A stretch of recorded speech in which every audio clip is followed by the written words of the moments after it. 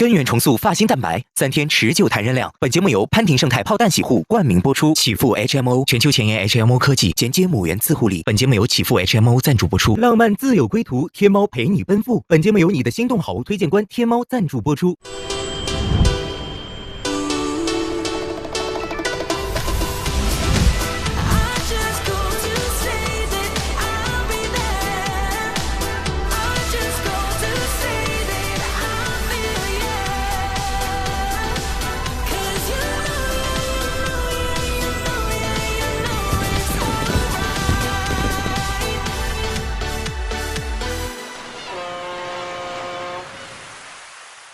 海岛中选，你是否已经有唯一清晰的心动答案？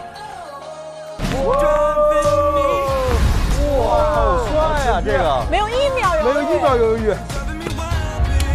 哇！所以此刻他们就是正式的情侣关系了。最好的祝福给你们，避开他。心动没有发生。我在小屋的故事讲到这里，该到一个结束的节点。哎呦，哎呀，没有心动到。半熟小屋即将解锁新的篇章，要进入现实了。只有终极选择的嘉宾能看到对方的人生档案。我按下了选择键，选择了周幼玲。就是觉得我还是可以继续深入接触的人。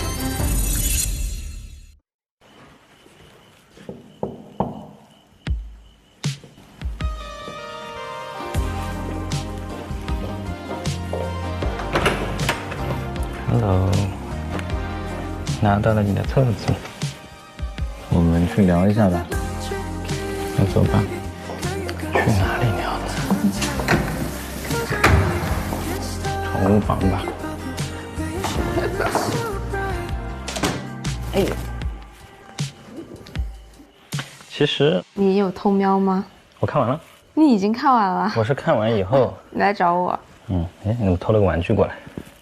你真效率。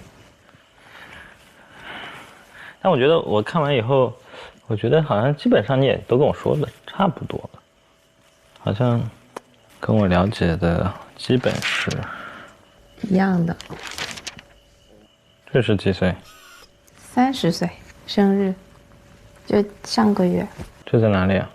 是在朋友的刚搬的新家。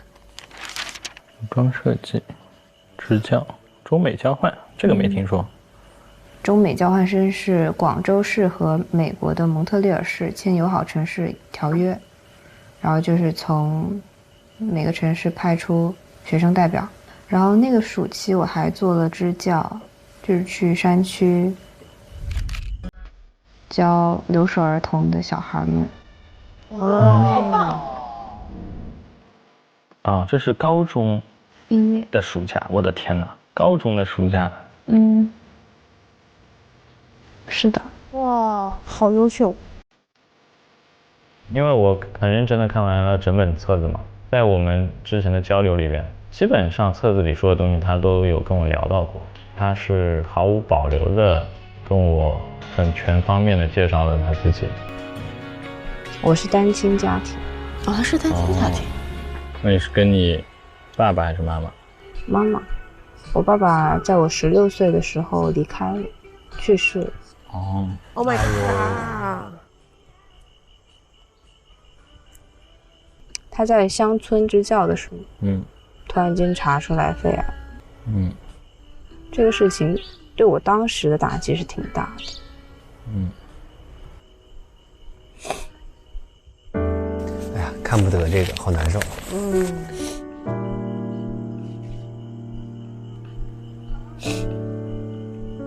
不要来一张。周总好贴心呀。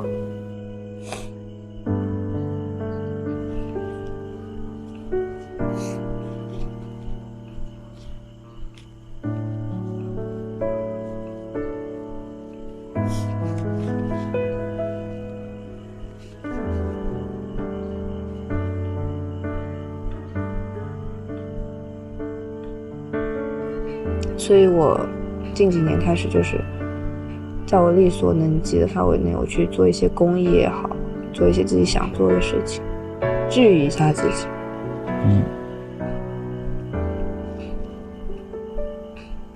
很奇怪，我觉得这些话可能我对别人不太会说，但是对你还说的蛮轻松的，解开防备了。那是肯定是看人的。就其实我还是有脑子的，可是我比较想要自己没有脑子的时候，没有脑子就没有烦恼，就不会想太多。意思跟我在一起的时候变幼稚是吗？对啊，就是感觉自己是考拉，就是混吃等死，吃饱睡，睡饱吃，傻傻的，挺好的。把你带傻了。所以他说他想在幼玲面前做小孩。对，你干嘛用那种看小狗的眼神看着我？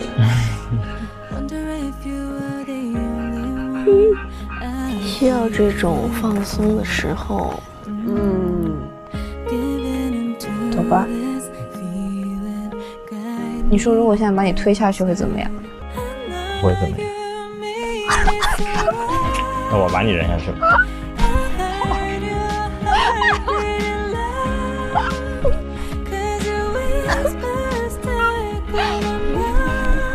好可爱。经过今天晚上聊天，我觉得这个确实对丹琪多了解了一些，在心中的形象，有变更立体一些。丹琪确实也是一个很优秀的女孩。丹琪真是不错。日常以外卖、外出就餐为主。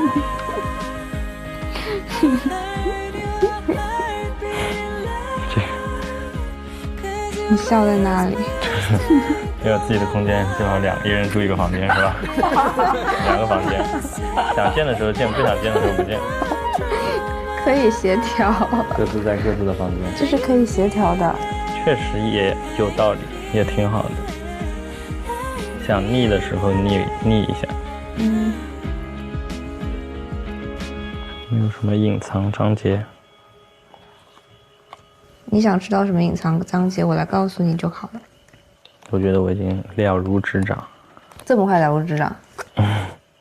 那你不是说还没有看过其他的挺全的人格画像吗？这就了如指掌。人格画像也基本上看懂了4、5、6个了。那你很厉害。为什么好像我不能看你的？哦，问了，他问他为什么不能看你的？是有人看了你的？没有。那就是你的还没能被看。对。没有看到他的人生档案，我觉得有可能他没有按灯。那我觉得他肯定有一些自己的顾虑或者想法，但是我做出了我的选择，我就觉得这样蛮好的。丹琪真的很勇敢，潇洒 girl。因为我在海岛那天也没有拍灯嘛。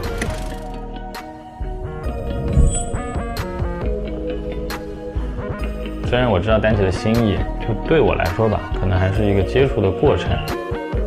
我觉得在这个时候，可能还是要再明确一下自己的心意吧。哦，哎，按了。接下来的旅程即将迎来现实的考验，你是否已经有唯一清晰的心动答案，并愿意以毫无保留、不带疑虑、100%专注的态度，只向这唯一选定的人深入了解？如果已经确定，请按下按钮。手卡上面写着：如果你愿意继续接触下去的话，就请按下这个灯。那如果单纯只思考面前的这个问题的话，我是愿意想要和他继续接触下去的。这几天他对我的照顾，还有关心我。慢一点，小心。你药给我再涂一下，撕掉。我们要重新涂这个。除了这个之外，我是觉得他在和我沟通中情绪其实挺稳定的。就哪怕我那样子拖着你，你都没有情绪啊。因为我能理解。那我为什么每次选你，是因为你在我这儿永远都是排第1名。你是我第1位，好加分。他认真专注的样子很吸引我，无论是他吹小号还是他做饭的时候。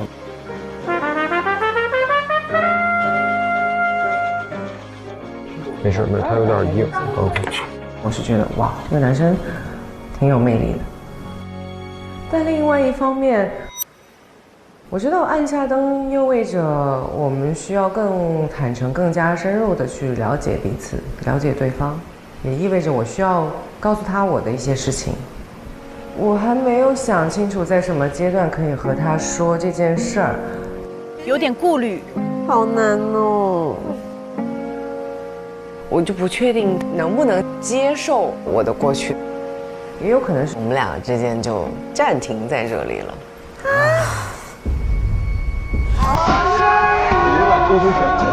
但是，我只对向另外一个人感兴趣。我想要给彼此留一个机会。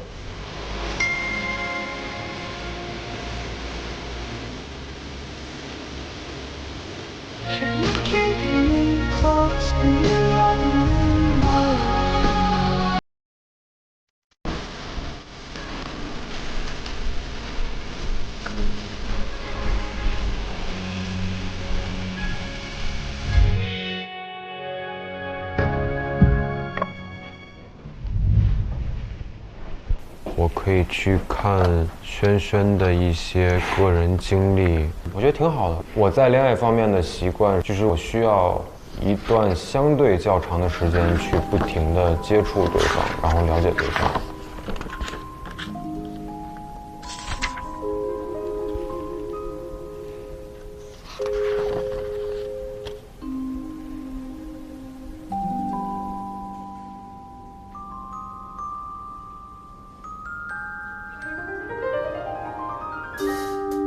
他现在开始有点小慌。你觉得在这段关系里面会有犹豫和害怕的点吗？我曾经的过去他还不知道。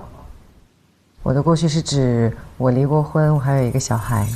所以他不知道吗？对 ，Oh my， 男生是不知道的，我们从一开始就知道。这是一个挺大。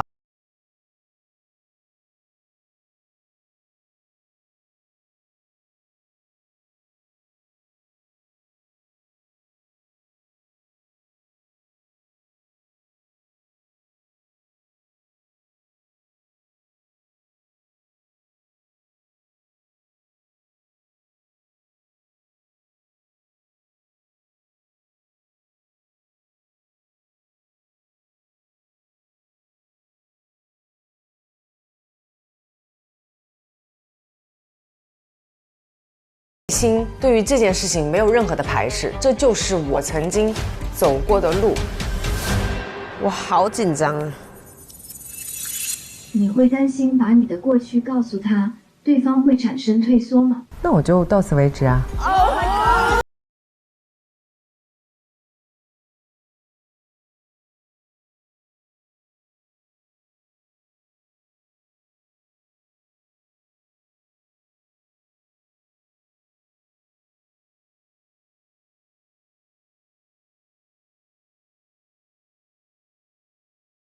说什么？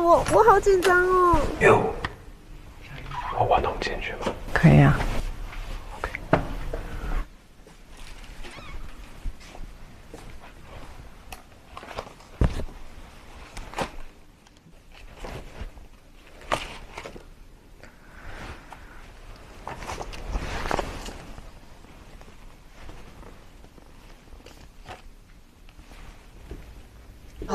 聊一下，快聊一下。他的经历我已经知道的。看的时候，我再去想，我待会儿要上去该怎么去跟他聊这些问题，因为我知道轩轩的情绪，所以我再去想，我该用什么样的方式去跟他去聊这些事儿。他是很为轩轩考虑的。对，他很为他考虑。对。我觉得需要你先说吧，你说完我才能去说我的一些想法。我就想告诉你我真实的情况啊，我就觉得这个东西早晚都会说的呀。但是你为什么突然告诉我了呢？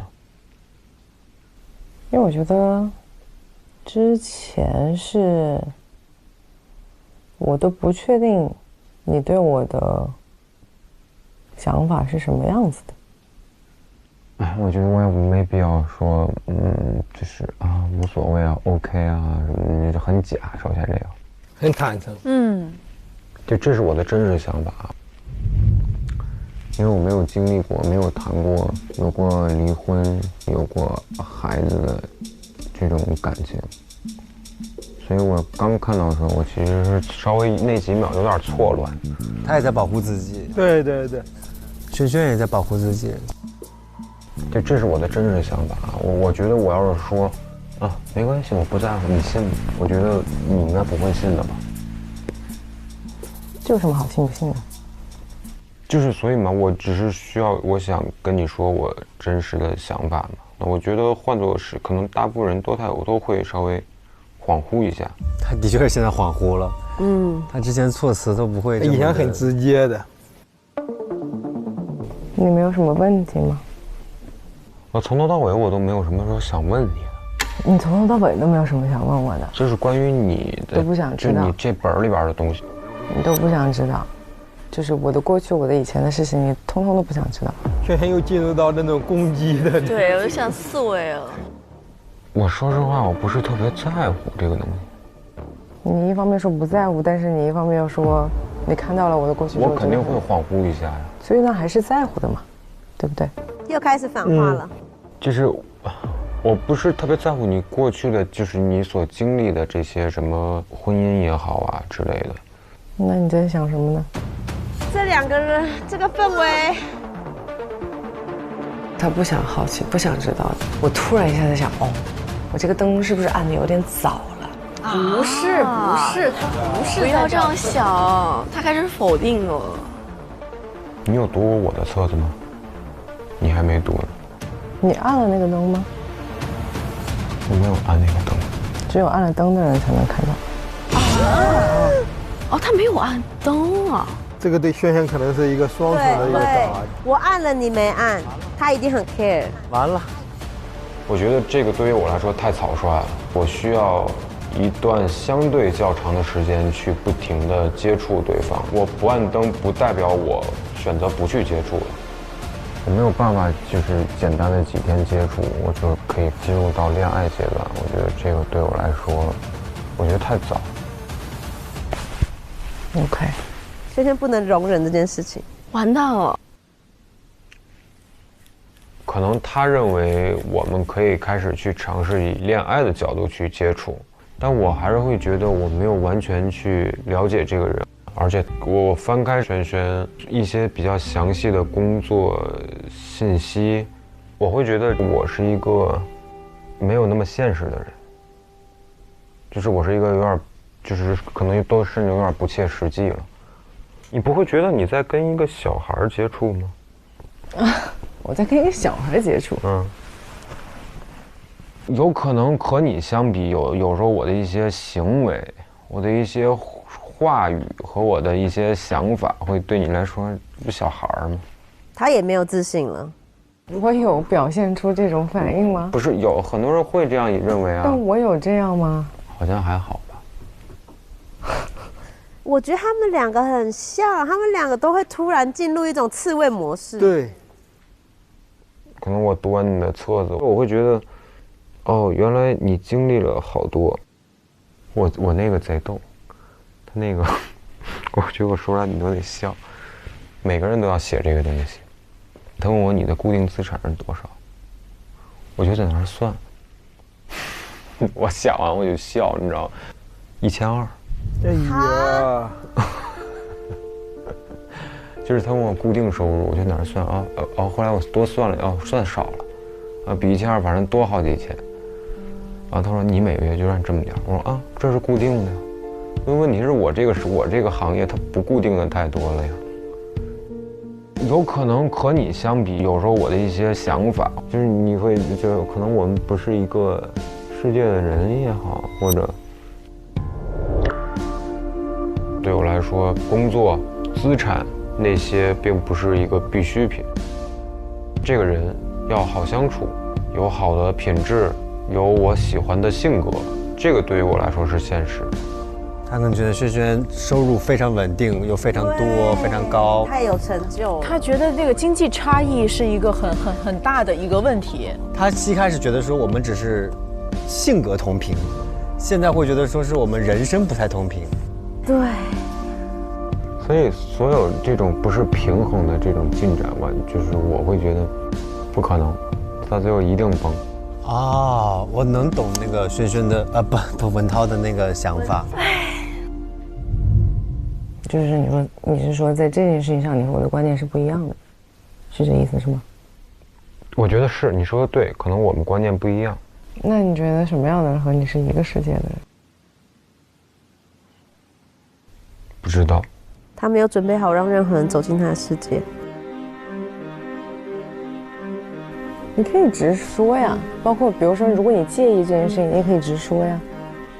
你可以说哦，我没有想过你是这样的情况，我觉得我接受不了，觉得不合适或者怎么样，你可以直说的呀。我不知道我能不能，所以我需要消化一下，我得先把自己捋顺了再想。我知道我说出来这句话会让你失望，但是没有办法，就是我不想说我不在乎这些，我觉得会在乎还是会在乎。我觉得既然我敢说出来，证明我至少说的是实话。OK。你早点休息吧。这个好可惜哦。你早点休息吧，我走了。拜拜。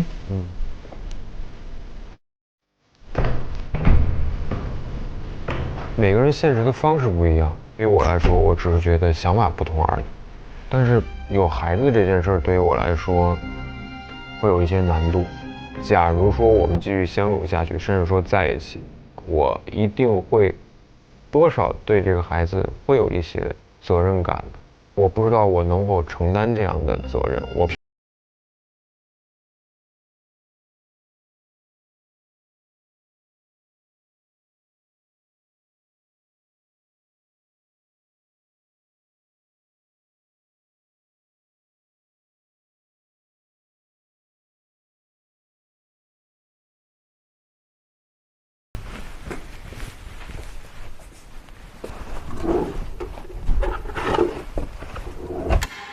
怎么了？你还会画画呢？好看。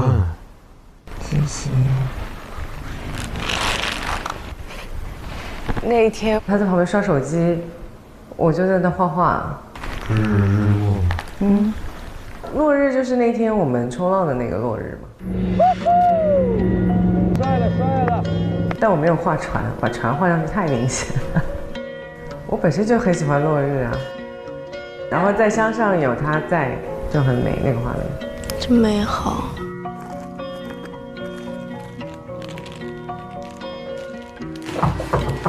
我给你收起来。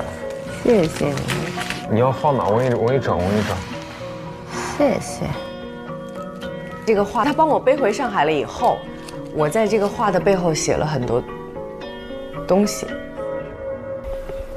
我不想给你任何的负担，我只是当下有这样的感受，所以我拍了一个灯。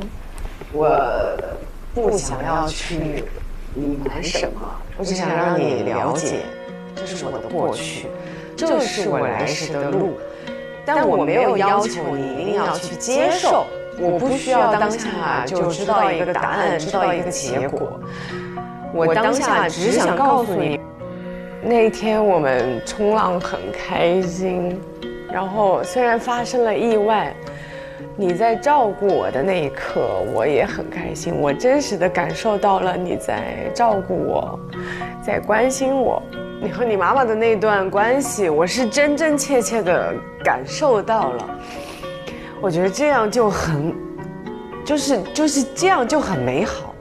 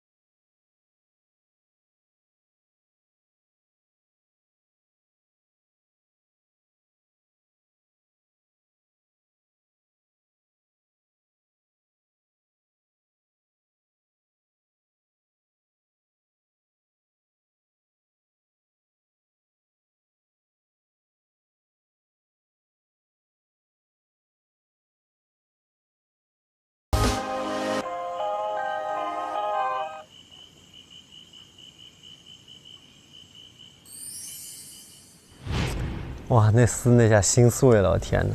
哎，他不是撕一下，他是撕个透彻。他心里也很碎。对，当遇到小朋友这件事情上，你可以犹豫或者是颠覆你之前的选择，也是非常正常和 OK 的。但是在不知道这件事情之前，只是明确对这个人的心意，那他没按灯这件事情，那我理解不了了，我真的是。对啊，我觉得会不会有这样一种可能，就是他没按灯，是因为他觉得他和轩轩之间有差距。他刚刚说你是不是把我当小孩，他自己还是觉得这个收入或者人生状态他们很不一样。我的感觉就是，并不是不喜欢，而是就是说对你的整个人生负责任。对，他对感情认真的时候，可能反而对这个的顾虑就会急速上升。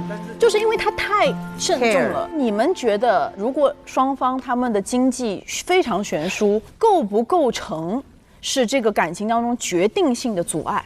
不能是决定性，但是也是一个成因。我不在乎差距，我觉得只要三观对于钱的三观是合的就好。对。志胜觉得呢？这挺好的呀，经济差距大，不也是一件值得开心的事吗？如果两个人都很差的话，一个也不太好吧？你这个思路好清奇。因为我一直认为爱解决的是情绪问题，就是你这件事情它带给你很多烦恼，但因为你有爱，所以说这个烦恼可能让你没那么烦恼。赞同，我是不太在乎经济差距这个事情的，因为我觉得我不能既要求对方他有很强的经济实力，他又很帅，又能够提供情绪价值，我觉得他只要满足我最核心的那个诉求就好了。真有啊，志胜哥，是不止3家啊，不止3家，你是6边形战士。刚刚在剧情讨论当中呢，这个人生档案其实包括了几个因素，我们归了几个大类，就是原生家庭、情感经历、经济条件和未来规划这几个要素当中，如果是你们选择，你们会最看重哪一个？我最看重未来规划，一模一样。谈恋爱它就是个艺术品嘛，它漂亮就好，开心就好。可是我觉得未来规划它就是做装修，那就是我的未来蓝图，是一个执行的艺术。它又要漂亮又要舒适，它是有办法去实践的爱情。就是我们要结婚，我们要怎么样的孩子，我觉得这个蓝图要一样。对，得有奔头嘛，你谈恋爱也得有个奔头。我跟你谈恋爱就是为了说，因为有了你之后，咱们都变得越来越好。对。我会比较想要选择原生家庭，就不是说他原生家庭条件的好坏，而是说，我觉得一个人的底色是靠他的原生家庭和他成长经历去塑造的。他本身是一个很好的人，他才有一个就是正直、善良、温暖的底色，才能保证就是我在这个关系中我不会被对方伤害。对，我觉得可能每一段关系当中，他们要确认的人生档案当中最核心的问题都是不一样的，哪怕是互拍灯，他们都会面对到的属于他们的一个人生档案，就是异地的这个问题。林李正他其实给了一个不错的解答，如果是你们呢？你待在原地，我来找你。哎呦，你可怎么来？哎呦，你是不是去的时候要给他买点橘子呀？如果我要是结婚当父亲的话，我会专心享受我当父亲当老公这个职位，所以我不会去频繁的去出差去工作。所以我就说看家庭底色，如果这个人真诚善良，也是我决定是能够一处共赴未来的话，我是愿意去做这件事情的。当然。我之前的感情经历当中有过这种异地恋，我觉得其实很重要的异地恋中间的是一个安全感的问题。这个东西其实建立在就是你双方有没有这个意愿去主动的报备，双方都要互相有很主动的报备和为对方考虑和制造惊喜的意愿。对，其实以前异地恋是比较能够持续的，因为以前婚姻也好，这种主要的功能它是经济共同体和责任共同体。你会发现这2件事情异地是可以完成的。就像在给阿嬷的情书里，他那个情书其实叫侨批，一方面是给钱，同时他承担责任，然后再给一些情绪。可是今天我们的婚姻最主要是情感共同体，对，在情感里面身体在场非常非常重要。所以异地恋要能够持续下去，他就必须保持互相一直很想见到对方的这种想法。如果你的频率拉得很开，一直见不了面，那么你的情感共同体要碎掉的可能性就很大。对。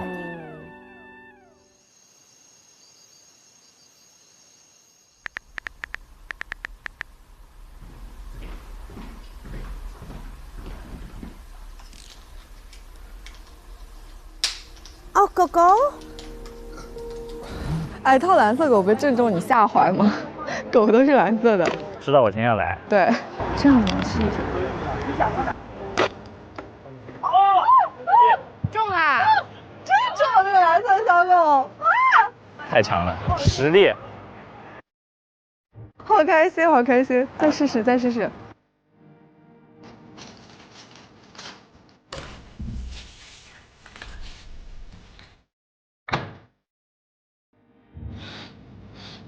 我看到蓝色小狗，我就想起我们之前一起出去玩的那个时候，我就一下就哭出来了。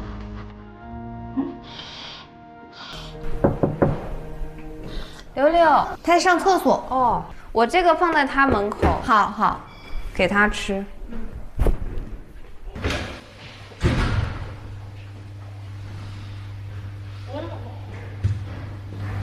忘了。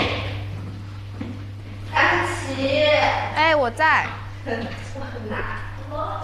啊，你不是说要吃这个吗？那个鸡肉的。哦哦，是哪一个？这个。哦，是这个。嗯，好好好，去吧去吧。对。轩轩宝，哎，进来，这个丹琪买的。吃的是吧？对，我就问他拿了一包。是什么东西？哦，饼啊。好的，我等会儿就吃。你咋的？今天晚上小南就没有在你现在？我轩轩真是一个好温柔的大姐姐。你不要多想，我知道，我好久没跟你。对，我们好久没聊天了。你坐一下，我给你拿纸巾。坐一下。哎呀，今摔到腿的那天，前天男朋友吵架了。其实我俩刚刚到海南的那一天，他那天晚上就跟我商量，他说你就不能说你只想了解我嘛。然后我当时就沉默，然后我就说，那你现在想法到底是什么？我说我觉得我现在对我们的关系有退缩和犹豫，我就直接说出来了。然后我说我感觉我们沟通老是错位啊，我不知道是我表达的问题，还是说就是听懂了也不太能理解。我那时候就感觉阻力很大。我给不了你很好的建议，但是我内心的想法，如果是我的话，我会听到我自己的想法理清。如果说我还有纠结的话，那你就不会懂，就是有一些遗憾吧。比如说，你们俩自己都会说这么，好像跟你没缘分，你不要也不出去，不要给自己留遗憾。轩轩总是安慰他，就是很大姐姐。这是很正常的事情。我们之前在海南那次就有把一些话讲开，但其实最后还是不欢而散的。有我遗留的一些没解决的问题，所以导致了现在这个局面。但是我会希望有机会去说清楚，要讲清楚。对，因为他们前面确实是没有说清楚的。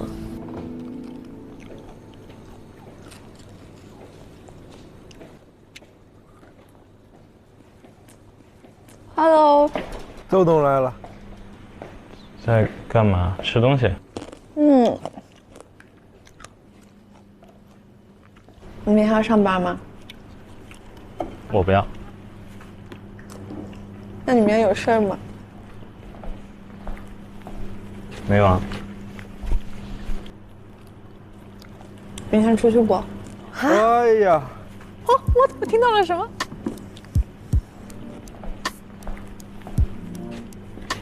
你干嘛这样看着我？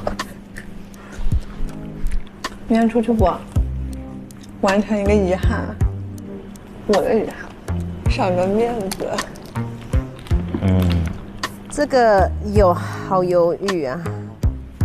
今晚柳柳约我出去的时候挺诧异的，就是感觉有一种好像跟他已经断开了，然后不然怎么又约我出去了？是吗？我觉得周总会想知道他到底想做什么。对对对。而且他也没办法否认他真的还喜欢他这个事实。就我的出发点是，一个是我2次邀约，然后都没成功嘛，那我觉得我肯定是有遗憾的。然后我觉得我们也可以轻松一点，就是你不用有负担什么的，我们就当去玩一下。然后这个是我在海南的时候。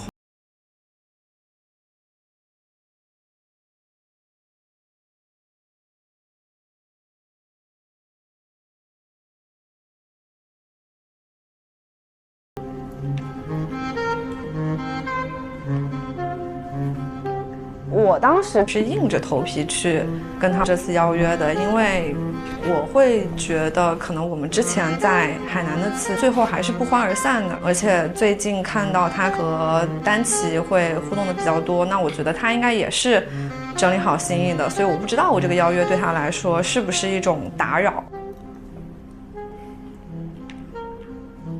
Hello， 你们在干啥呢？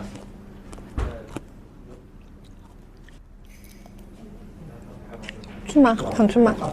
又开会。你要是不想去，你就偷偷跟我说。我的大哥。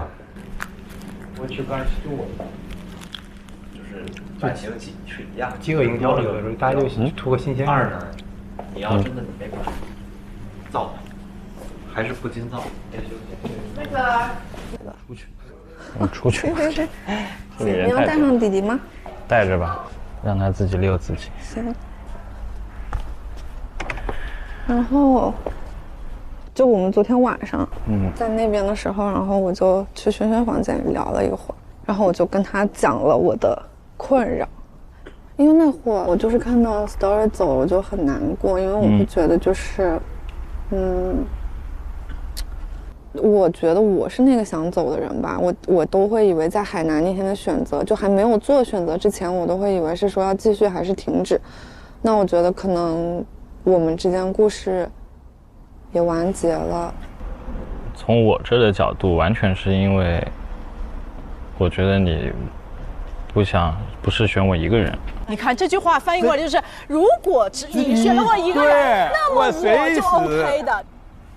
我觉得我有退缩的原因，绝对不是因为我们不了解，是我。在海南的时候也很焦躁不安吧，就是我会觉得为什么我们聊到那么晚，但好像我们对彼此的那个需求好像都没有满足，我就会觉得是不是我们俩不合适呀？是不是我们俩就是频率对不上什么的？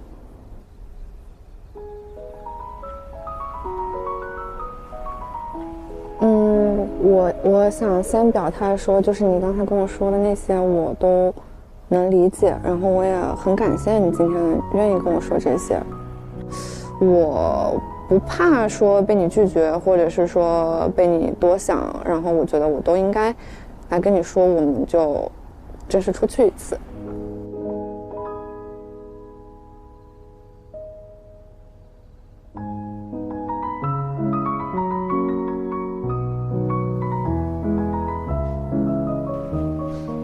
齐慧。Hello， 你在干嘛？我在房间。哦，怎么了？没什么。你明天干嘛？明天还不知道。怎么我现在跟你说话有点紧张呢？怎么感觉怎么会这个样子？假装拿电话，其实耳朵竖着呢。咱们要不下去聊？可以啊，可以啊，没问题。好。哎呦，他还偷看。我平常不这个样子。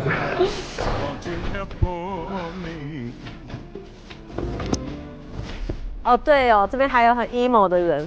对哦，还没有解决。很有门路哎，真的是好难呐，怎么那么难？我需要时间去消化这个事儿。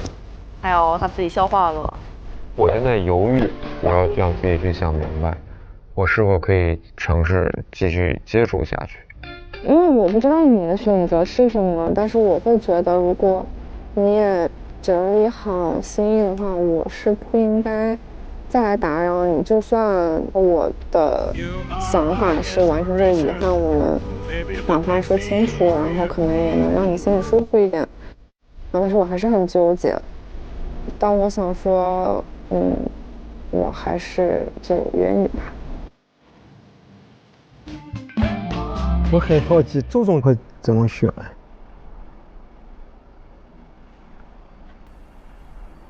把之前没有说开的话，或者是说之前一些不敢，我是说我自己不敢说的一些想法，我觉得我们能够轻松一点说出来，我觉得会让我的心里少一些遗憾吧。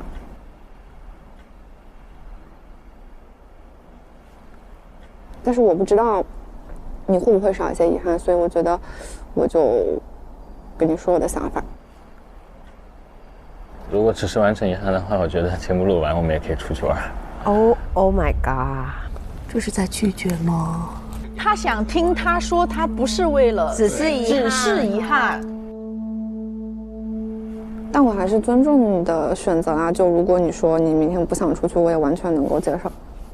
我又没有说，我还没说呢，你怎么就一直说我明天不想出去？你看，端一下，笑了。他说我又没有说撒娇呢。我还是希望明天并不是完成遗憾。对他想要柳柳这时候给他一点信号。对，就是我是真的，我是喜欢你才想跟你约会。如果你现在是说，就是喜欢我，然后想跟我出去，和你就是为了弥补遗憾，我们就随便出去一下。不是随便出去，不可能是随便出去的。这个肯定是我刚刚有跟你讲说我想约你去的地方，以及我想做的事情，我刚刚都是有跟你说的。那你现在对李正是什么态度？你看，还在要那个答案。没什么态度。就是完全没有吗？还是？完全没有啊。他要到他的答案了。就是我一直搞不清楚你的想法和你的态度。其实如果你的想法和态度很明确的话，我也很明确，你懂吗？我懂。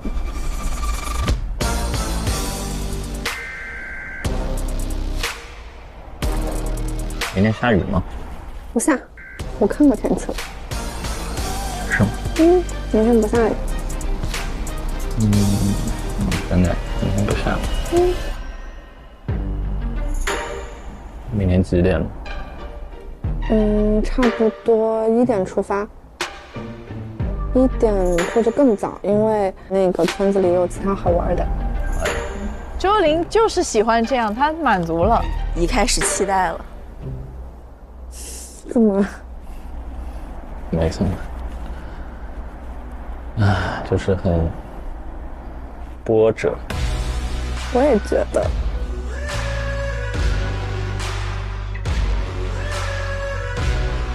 我这两天和我朋友说，我的命运怎么那么多舛？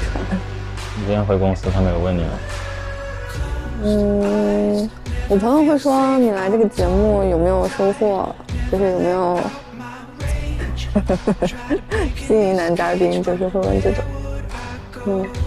然后你怎么跟你公司人说的？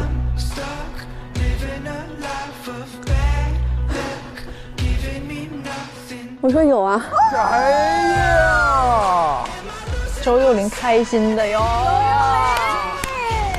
之前跟他的交流过程中，我觉得一直种种机缘错过，没有约会吧。对我来说，最后答应这场约会，至少在今天的交流中，他给的回应是比以前清晰一点。明天还有什么那个不测风云吗？别乌鸦嘴。明天就说再来一副的话，你别乌鸦嘴，别乌鸦嘴，别乌鸦嘴，别乌鸦嘴了哈哥，别乌鸦嘴了。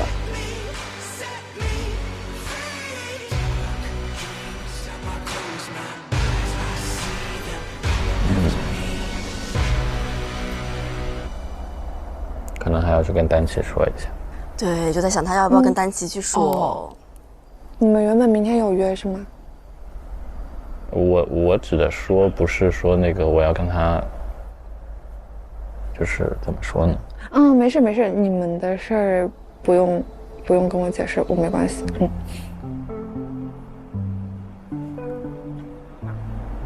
没有约，但是我觉得因为丹琪最近，我觉得他就是表达的比较明。没事。我觉得你们的事儿你可以想，然后你可以不用告诉我，我尊重你们俩的互动。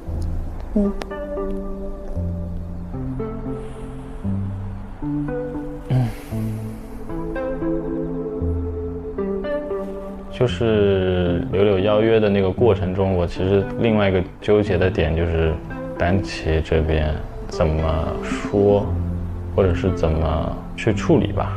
毕竟这段时间是跟丹琪一直在保持这个约会的关系，而且也明显能感觉到丹琪的心意。我喜欢你。他心里的归属还是很明确的。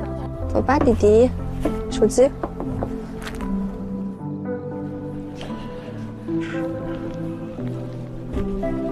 狗，狗关在门外就忘了我啦。周幼玲稍微过分了点儿，狗关门口。大哥，那我呢？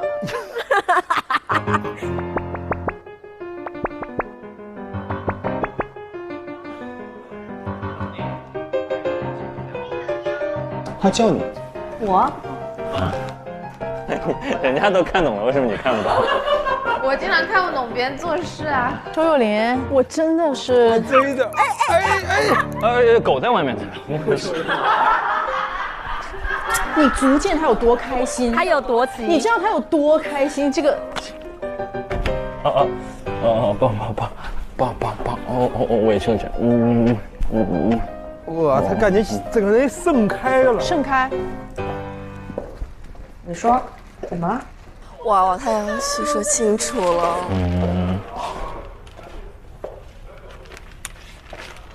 明天柳柳约我出去。那你出去啊。那你就出去。我知道我是出去。你不是没暗灯吗？我觉得没暗灯也是一种选择。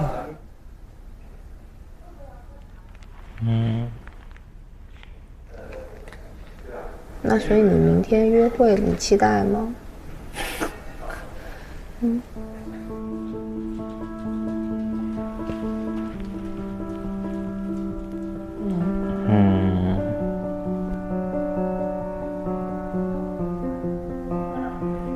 就是之前一直没约成嘛。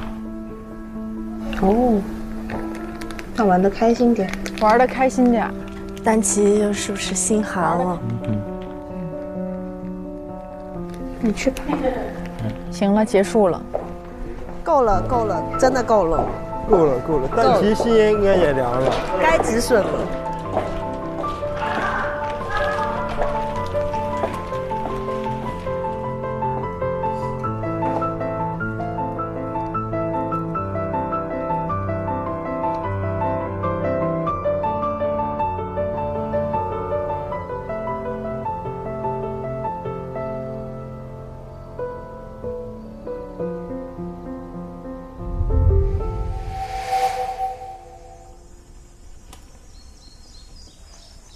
弟弟，哦，柳柳给弟弟买了衣服。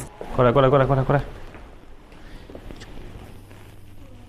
正好，很合身。弟弟说。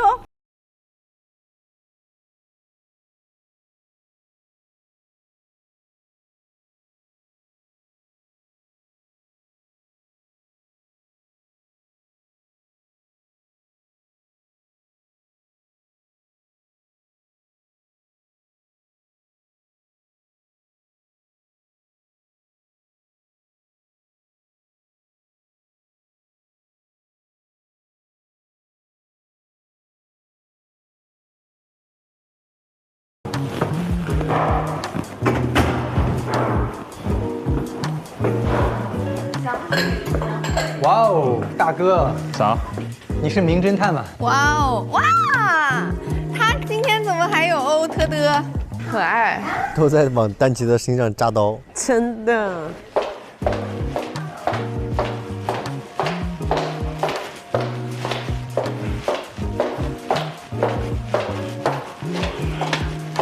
Hello。Hello。这个我还以为是同款衣服呢。是吧？我是说跟它有一点撞，色系有一点撞，粉很多。你俩都很粉。我走了，拜拜。拜拜，拜拜，注意安全哦。好。丹琪去上班了，姐们拼事业去了。哎，姐们拼事业了。真的，感情不行，咱就拼会儿事业也挺好。走吧。好。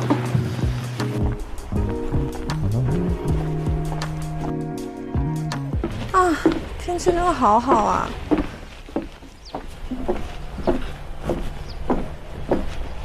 给弟弟放下来。我觉得可以把它放下。走。走吧。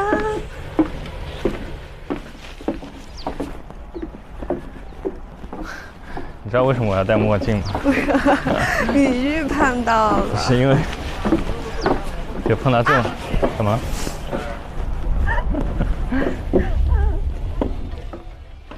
谢谢谢谢，我注意一点，谢谢。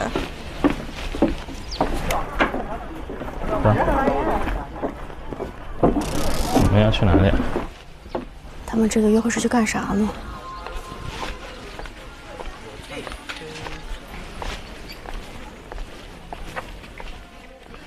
我特别喜欢在这边吃农家乐，就是在这种情景里。我也喜欢。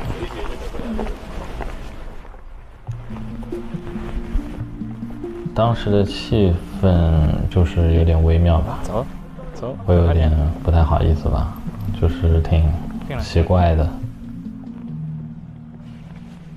说实话，非常有压力，但是我会希望他不要有心理负担，就是在这样的情况下，肯定是能进行一些比较轻松愉快的沟通。他们这个拍出来应该蛮好看的。他们应该是，我妈也会去那个，我妈是那个上海市一个中老年跳舞队，然后他们一直拿奖拿第一的。哦，很厉害。我给你看啊。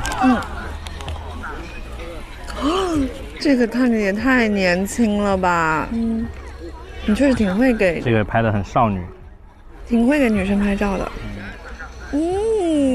我能感受到你家庭氛围很好哎，就是你感觉你爸妈不扫兴，你也不扫兴。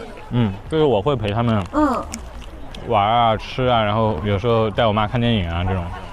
你为啥说你跟你爸妈看电影，我也是觉得很好。虽然也不是特别多吧，但是就是隔一段时间会想到。那很好，我就是觉得这种父母很好，他不扫兴。那个车长得蛮可爱的，那辆，呼，好玩，又开上车了。这边比那边好看一点。那你之前，比如说你谈恋爱的时候，你可能都是怎么认识的？也是朋友介绍？大多数朋友介绍吧，因为我没有什么工作上的能认识的。那你社交呢？比如说，也是一起玩啊什么的，还是说这种你可能就算到朋友介绍里了？算在朋友介绍里，但是出去玩认识的比较，好像没有出去玩认识谈恋爱的。你之前谈了几个人？开始问感情经历了。2个。多久？2个其实把我可能快6年就占掉了。多大的？一个大我4岁，一个大我6岁。都是谈了比他年纪大的。4、6、8。哎呦，你这还搞笑。按规律来说，下一个大8岁。他比他大8岁，所以他说4、6、8，你下一个人就是比你大8岁。换而言之，就是 it's me。你谈恋爱的时候一般是什么相处状态？我是那种谈恋爱的时候就会有很多话想说，就是话会很密，然后就是会很事无巨细的分享的那种，所以我就可能我谈恋爱的时候就会2个人，好像只会跟就只会跟男朋友。那如果就是真的就是事情很多或者很丰富，那也就2个人。就是我基本不会说跟一个人相处了，然后会觉得好像比较无聊，我可能需要比如说有新的朋友加入，然后一起玩。但是我就是也会跟比如说跟他的朋友或者是我们朋友一起，这种我也会很开心。他们2个就是想要了解对方，挺好的呀。我还有个比较好奇的是，那你就是你正经谈起来，你比较在意的事情是什么？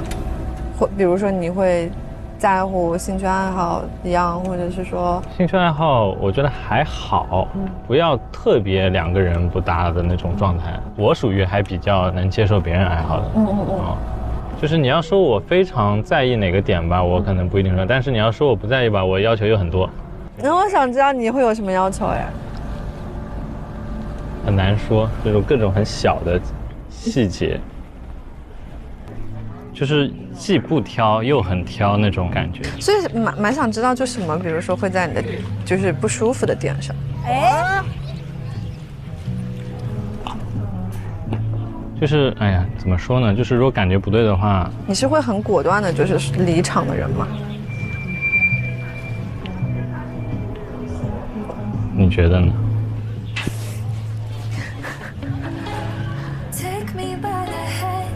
我不知道，还不够了解。本来我以为是的，哎呀，但好像没有很果断。我都不好意思看你了，我都不好意思看你了。本来我以为是的，但是你完了，全完了。非常在意的点，就是可能感觉对了，就是他什么都可以；如果感觉不对，就是他就是怎么都不行。这就是他的偏爱啊。那你会之前会有，比如说跟感觉不对的人，但是还就是想接触看看合不合适的时候吗？有没有？哦，那其实都还好呀。那其实大家可能都会选自己有感觉的谈恋爱啊，对吧？他应该只会选择感觉对的人，就是自己喜欢的。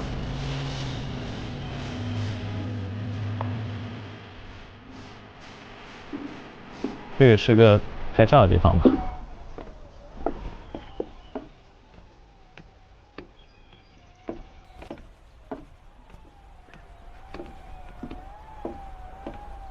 我来给你拍2张。行。有人真的很喜欢给别人拍照，各种拍。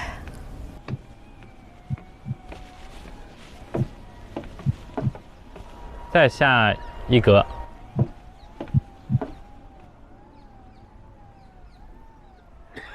好。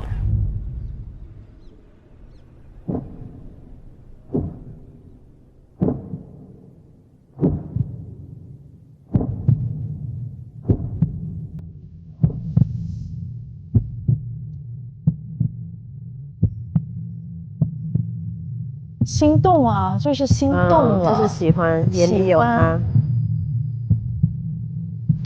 好看吗？好看。让我看一眼。虽然我戴着墨镜看不清。让他去。这个不行。这样很，这样1.7米了。哇，真的还挺漂亮的。也会拍的。非常可以，出片了。这个亮我帮你。都蛮好看。这也蛮好看。可以吧？开心了，走。很效率，2分钟搞定。我出去玩是真的，就是都不拍照。人美怎么拍的呢？他太喜欢他，沉醉在柳柳的爱河中。没事，我自己来。要不我抱着你走。救命！给你扛肩上。但是你扛起来也能健步如飞。你应该是用脚尖走。我的创作欲又来了。来吧。真的挺好看的，好看的。此情此景此人。头可以动一动，你就自己动吧，我会抓的。不许拍手照。抓的过程中可能会有1、2张。哇塞哇塞！这种照片拍的确实不错，真是不错拍，真是不错。会拍照真的太重要了，太加分了。好看，真的不错。只要你把我拍的不胖，而且我的下颌线居然也有。本来就不胖。这个也有一点胖啊。这是婴儿服。这样没有看。可以。即使是经过这么大一圈，他到了这个约会，他还是依旧的这么热烈地表达自己的喜欢和偏爱。往你走995啊！对啊，他只要有一点点回应，就唤起他的爱意。周总人挺好，挺热烈。我把这个脱了。我帮你吧。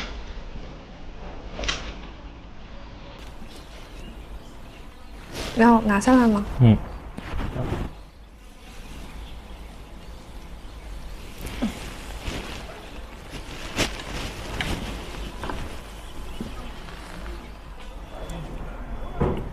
拿什么？哇，是什么？给他礼物啊？嗯。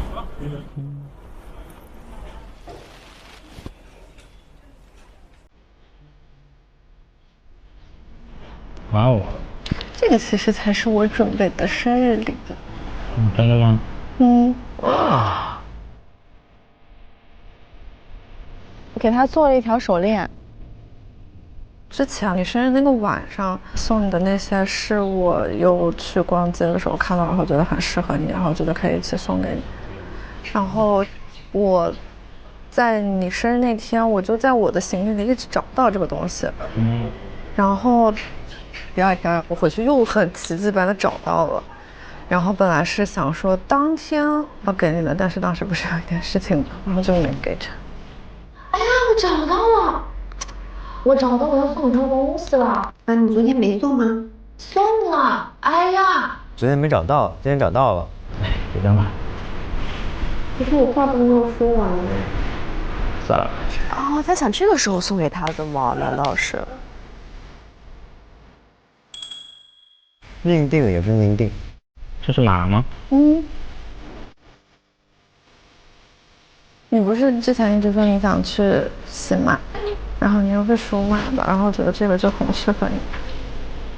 先带进去。戳到了周哥的心巴上。周哥不行了。可以。我觉得很适合你的气质。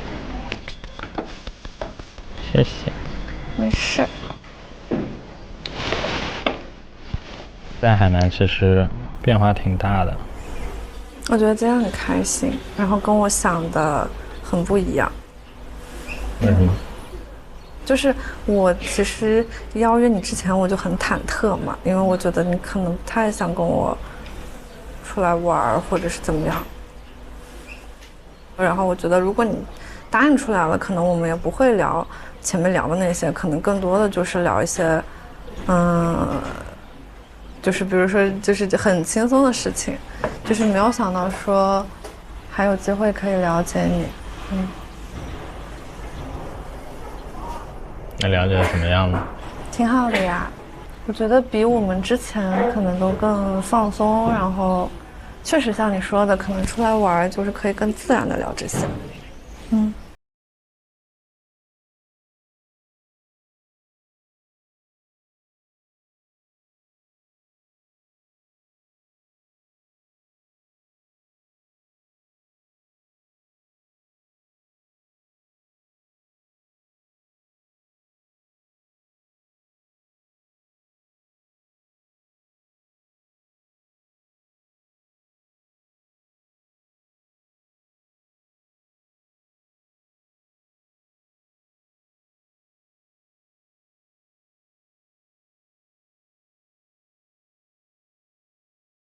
出来了就已经没有什么心结了。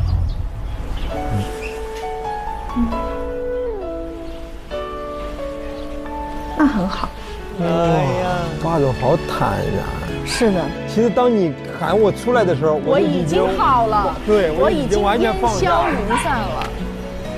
之前对他好感度的降低，可能是因为一些他的想法和选择上的一些问题，但是今天可能就是在这方面慢慢的淡化了。通过今天的约会，我觉得跟柳柳交流啊，或者跟他的喜好啊、吃的、喝的，就是这些爱好，或者说平时做的一些事情，就是还挺同步的。你昨天你不是说你带那个生腌回来吗？带那个酱蟹，我眼睛一下就亮了。因为我朋友很多都不吃，就是这种生腌酱蟹，我每次都是自己吃。我觉得特别是内脏类的东西，我很喜欢吃那个，就是什么大肠、猪肝、腰花这种东西，他们都不吃。我吃，我可爱了。猪脑呢？猪脑我吃啊，我吃。最近上海也很火嘛，就是宁波菜。我爱吃。然后我最近就一直在吃，我把上海基本上。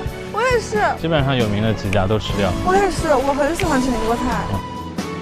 就今天深入的交流下来，一些感受还是很心动的。哇，他的眼睛都不离开他的。昨天柳柳约我出去的时候挺诧异的，在海南那几天跟他已经断开了，就是我说那我在里面等你，然后我进去等你的时候，你就跟李真去聊天了。在我们的关系里有犹豫和退缩的部分，所以只剩我了，跟我约到一半，然后出去约别人。最后一次跟刘友聊完，就是我跟他的整个感情的一些观念啊，或者是行为想法都不太一致，所以最后还是选择放弃这段跟刘友的关系。但是就是结束关系的那几天，心里还是会有点波澜吧。大哥今天看起来这么 emo 呢？刘刘咋了？他不舒服对吧？姨妈第2天。就虽然2个人见面不说话或者是怎么样，但是可能有时候还是会偷偷观察一下。他特别在意的。对。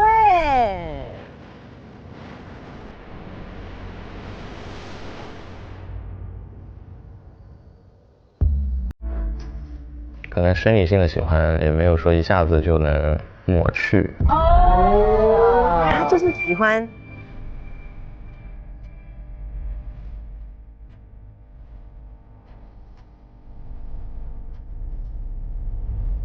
你好，我是柳柳。那香水香吗？什么香水？就是这个蓝色小狗。这么可爱的画风，柳柳，就是还是会把柳柳一直排在第1位吧。我愿意向他迈出99步。哎呀，他只要迈出1步就好。我是不喜欢所有玩偶类的东西。哦，给你点了一个喝的，还有一个温度计。明天我们出去玩吗？来，过来。我不要。那你会冷吗？不冷，我特地穿了2件厚的。那我给你对吧？好。有看到柳柳吗？柳柳刚刚在这吗？哎，不行，我得去找一下柳柳。柳柳。Hello。聊一下吗？所以我觉得柳柳来约我出去约会去了解，心底隐隐的是有开心的。你可不隐隐的，我都看出来了。我觉得我就是可能就比较轴吧，可能从见他第1眼的选择吧，就是我还是可能比较在意这个第1眼。第1眼就认定了，对，一以贯之。啊，他已经披上他的衣服了。干嘛？干嘛？没干嘛。没干嘛，撒娇了。他夹起来了，你是干嘛？没干嘛？干什么？我会害羞。跟我换位啊？我会害羞。我会害羞。为什么？不好意思。哇，我觉得有事儿。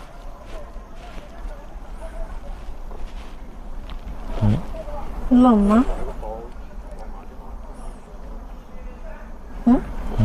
你冷吗？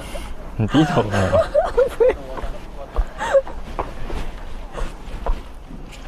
那你转过来呀。不转。你是不是觉得逗我很好玩？不许逗我了。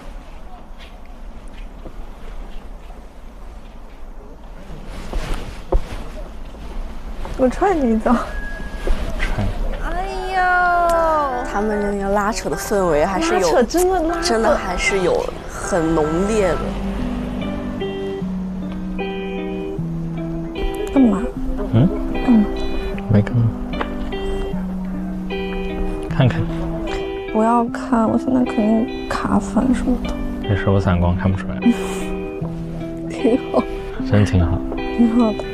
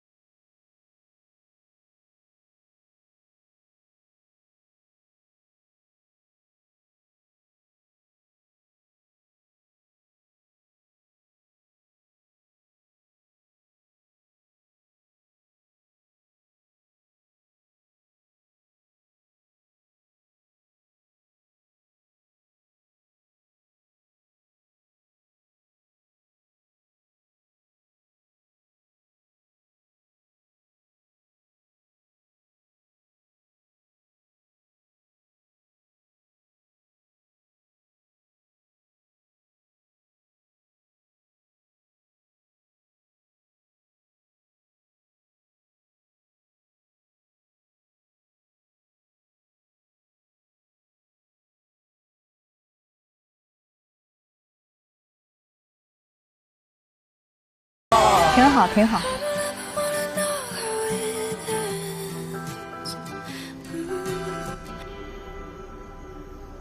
大哥呢？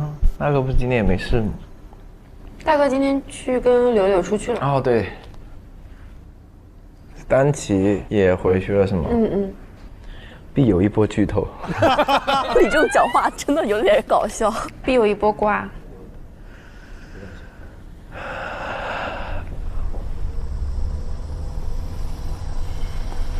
都是这么好。回来了。哇！你都拿了吗？拿了。啊！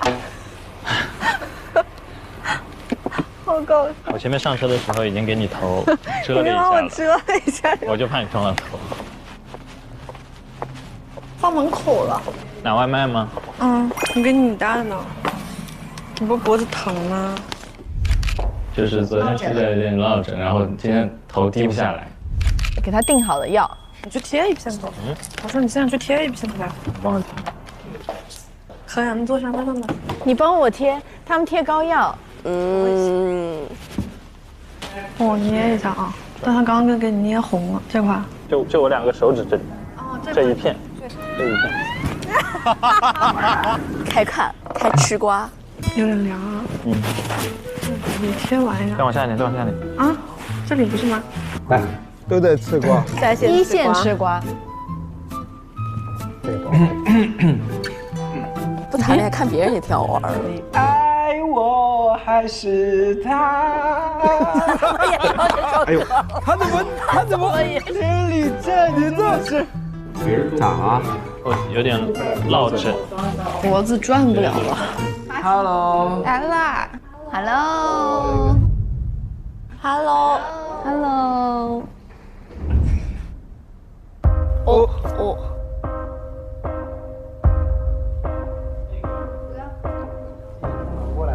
我好困啊！累了是吗？几点回来的？快点的挺好的。没回来多久，半小时吧。9点多。就10点，像快10点，我9点多。天哪，丹琪就在这看着，他坐在他们对面。对呀。我吃一下小文给我给大家点的这个。这个好吃，这个好好吃。这是什么？这是什么？卤味的一个结。可是这是豆腐是不是？对啊。豆腐我不吃。稍微我不吃豆腐。哦，你今天说你不喝豆腐。维度对豆制品我都不吃。当前结果是。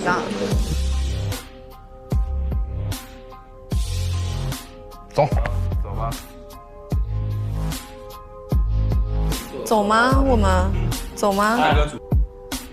好尴尬。哎呀。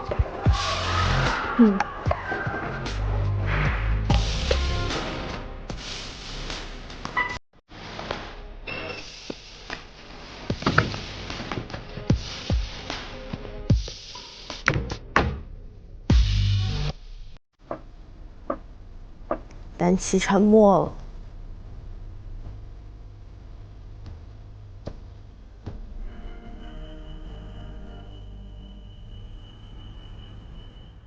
所以在刚刚的其实约会的过程当中，可能我觉得周总的脸已经控制不住了，心里已经开花了，我估计。喜欢了就是喜欢了。对，我们来做一个有趣的一个感受，我觉得这特别好玩。就是刚刚那个季宇不是邀请那个慧慧去泰式按摩嘛？林李正肯定是吃醋的。对。我们现场玩一个这个，哇！因为我觉得这很可爱。对象和异性的关系，你能忍到几集？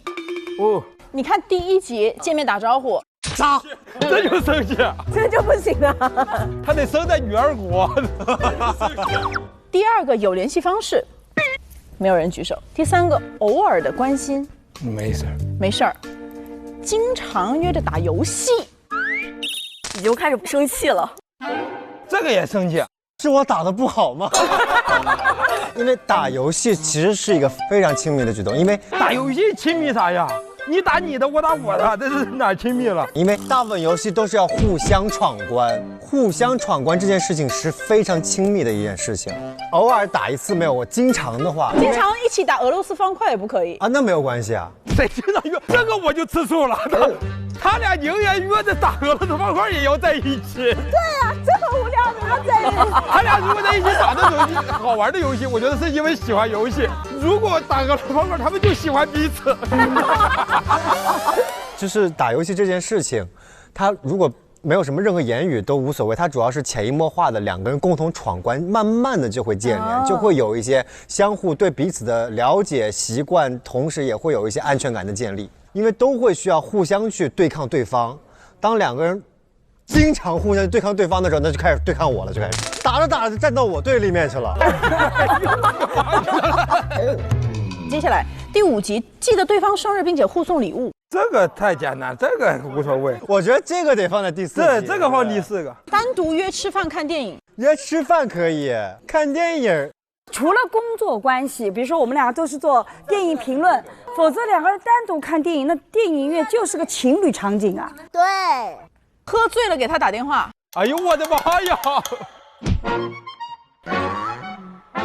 一起合租。一起合租你们在挑战人类底线了。最后一个叫做单独一起旅行，你们当我们是瞎啦？是这个世界颠了还是我颠了？我第一条我都不接受，见面打什么招呼？打招呼也不行。不行，打什么招呼啊？见面不打招呼也很有问题。见面，比如说咱俩出去过，你见面，来，你见面。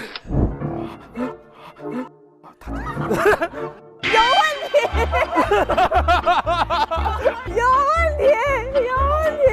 这个我会好好查的，彻查。这个必须要彻查。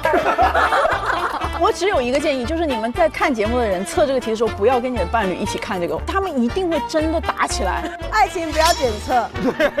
对。但你一旦走到深层关系，请记得这些东西都是你需要去了解的。我觉得这些都是重要的，不要去忽略这些对你长远关系的影响。今天的内容和信息量还是非常非常大的，因为海岛的抉择其实是落下帷幕了。那嘉宾的感情我们也看到了，有非常多组都有了一些关键的转折。对，我们也不知道他们能否可以跨过这个阻碍，继续守护住那份心意。所以我们也期待之后的半熟故事。根源重塑发型蛋白，3天持久弹韧亮。本节目由潘婷胜肽炮弹洗护冠名播出，让我们下期再见哦。这一次来厦门属于是邻里证探索之旅，带老婆孩子回家。哎呀，这才对呢，他好会哦。你给这个城市带来了温度。当时就觉得好喜欢他，他喜欢他。Hello。你现在住厦门吗？对啊。没有人不喜欢被接下班。那去嘉兴走走，见见我妈妈。见丈母娘。这2年你们谈的也挺稳了，我们就奔着结婚去了。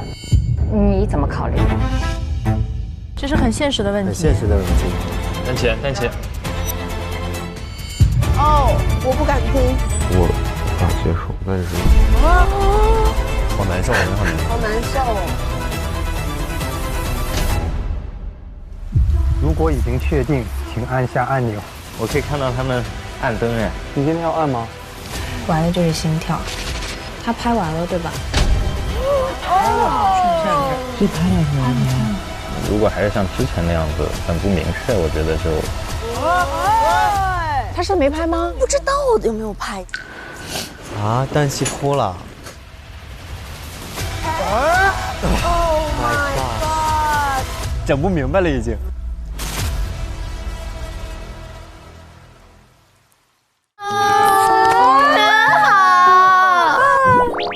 帅，成语大师嘛，这不纯粹。你是 DJ 吗？你们还有鬼畜生吗？塔是不是唯一一次哭就是在这里？我现在这种时候就很喜欢发呆。我把这个往后挪，我坐旁边。如果你可以把北京站搬来上海就好。北京和上海中间隔了个什么？欢迎一下新来小屋的2位负责。我一进来就很熟悉，没有什么陌生感。回家了。还像一个傻逼狗。太烦。我给他整个爱情披萨。好。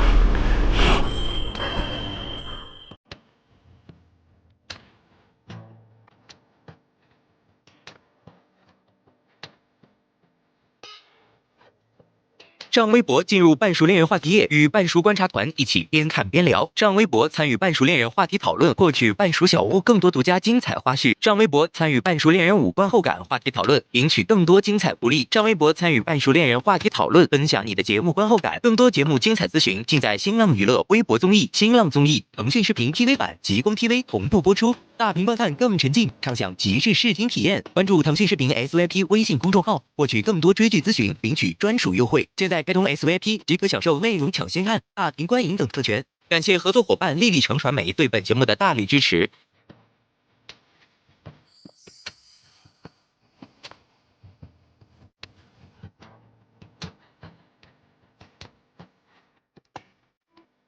6月1日起 ，SVIP 每周1、周2中午12点更新 ，VIP 次日12点更新，抢先看1周。每周3、12点 ，SVIP 提前看超前彩蛋。周4加更，周5陪看，周6、周日精彩花絮轮番放送，高能不断，课堂不停。